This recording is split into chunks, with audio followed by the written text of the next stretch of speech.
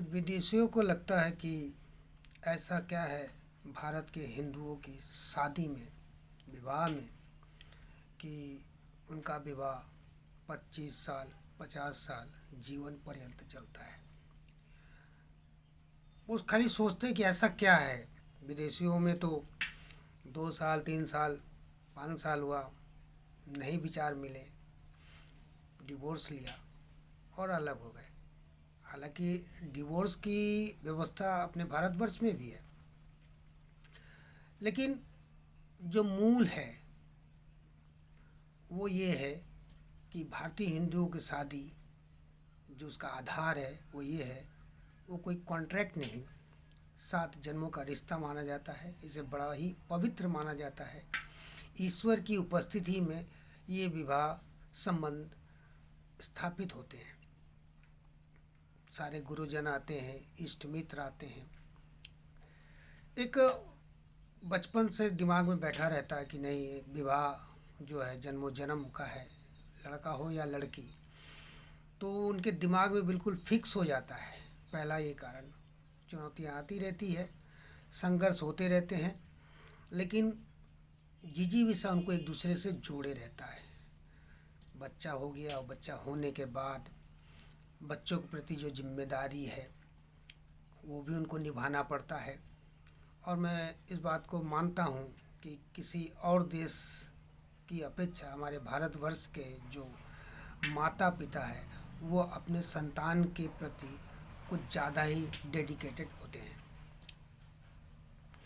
दूसरा, हम लोग का जो ग्रामीण जीवन है, इस ग्रामीण जीवन में संयुक्त परिवार होता है। दिन में पत्नी पति से मिल नहीं सकती, सारे बुजुर्ग घर में होते हैं। दिन में बहुत सारी काम महिलाओं से रिलेटेड होता है, पुरुषों को काम के लिए बाहर जाना पड़ता है। वो भी मौका ढूंढते कि कैसे अपनी पत्नी से मिले या पति से मिले, मौका नहीं मिलता है।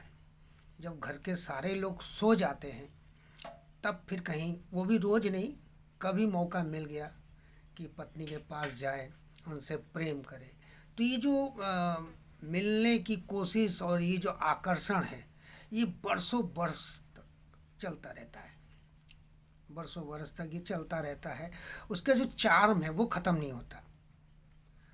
वो जो पाने की लालसा होती, जैसे एक प्रेमी प्रेमिका को प्रेम करता है, कभी 1 मिनट में 10 मिनट में जाके देख लेता है या बात कर लेता है, फिर मिलने की चाह होती है, ये बिल्कुल चलता रहता है। इसमें कहीं भी विकर्षण पैदा नहीं होता है। ये 2 मुख्य कारण हैं। तीसरा, सामाजिक जो ताना बाना रहता है, बहुत से जगह महिलाएं या पुरुष बोल्ड हो गए हैं, बोल्ड डिसीजन लेते हैं। अच्छी बात है, अपना जीवन आप कैसे जीवन यापन करेंगे उसके लिए आप बेहतर सोच सकते हैं।